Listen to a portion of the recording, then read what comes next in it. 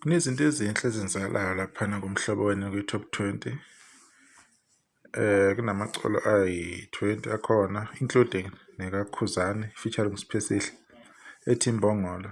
Siyazi ukuthi-ke angeke siyasitshelwe-ke ngaleyo information leyo ngoba ayivezi kabi uKhuzani, imveza kahle.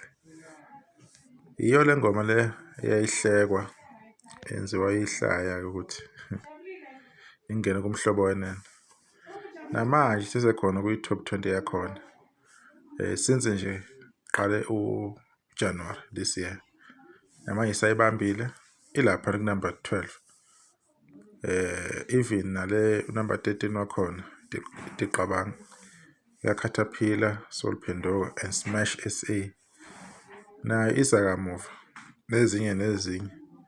So uthanda ukuthi kube likhuni ukuthi into enoKhuzani iqhamiseke or ivele.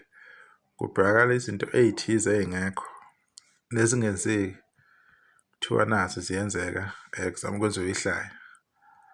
Angeke kuhambe ngaleyo ndlela bafowethu, angeke kusebenze leyo nto leni. Ama-propaganda awasasebenzi, ngayiveza loo nto leyo ukuthi ayisasebenzi.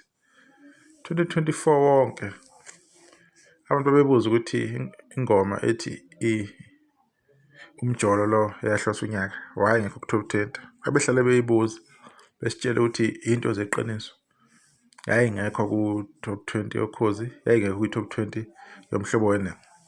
Babelokhu beyibuzile abantu. Now ingoma isikhona iyaperforma, isasekhona April manje.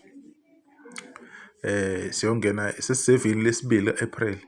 Kodwa no one questions that ukuthi isesekhona le ngoma. Wayikhona ngoba besinihleka akusaveli lokho. Ngoba isikhona-ke sekuzobhalwa enye into-ke ukuthi yini le mhlawumbe engakhulunywa ke embi ibhekiswe kuKhuzani igxekakala ngayo ngoba akukho lapha abantu bangamxaka khona. Hlezi bethi bayamcinga ukuthi hayi singathini ngokhuba. Akunalutho. Konke kuhamba kahle, akukho kushodayo. Abantu beyilalele le top 20 ngicabanga ukuthi ngeSaturday. Yes. Usually ama-top 20 ka-SABC ngeSaturday. Since kuneyokhozi nayo ingena ngayo iSaturday. Angazi nini after nje umculo wamaskandi usually nongena lezo khathi lezo abantu beyithokozeleke beyilalela. Kodwa nje okumele bekwazi abantu akubanga iphutha ukuthi ingoma kaKhuba ihlukanisa unyaka. Akubanga iphutha ukuthi ingoma Imbongolo iduma ngendlela eyaduma ngayo. Nisitshele ngemlando leni enifuna ukusifunza yona bese siyeka lokho thina sikubonayo nesik-understand-ayo ukuthi why kwenza indlela kwenza ngayo. Usazoqhubeka uKhuzani enze kahle. Lokho abantu kumele bekwazi. Uzoqhubeka aphushe, grind, enze konke okumele akwenze ukuze abe phezulu, aqhubeke nempilo kanye nomculo wakhe. Yilokho thina sikubongayo nesi-enjoyayo nesifuna ukubona kwenzeka ukuthi oKhuba besenze kanzima besebenzela iy'ngane zabo, besebenzele ama-families wabo, besebenzele ama-fans, abantu abathandayo all over the country. Ne-appreciation nje ekhona kubantu nakuye uKhuzana nawo abalandeli bakhe iqhubeke ingami.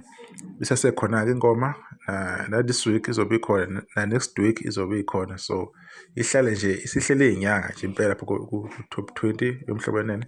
Sibonge kakhulu kwi-management ethathe ithuba yanikeza-ke uKhuba opportunity ukuthi abe yingxenye. Ingoma kaMaskandi, pure Maskandi.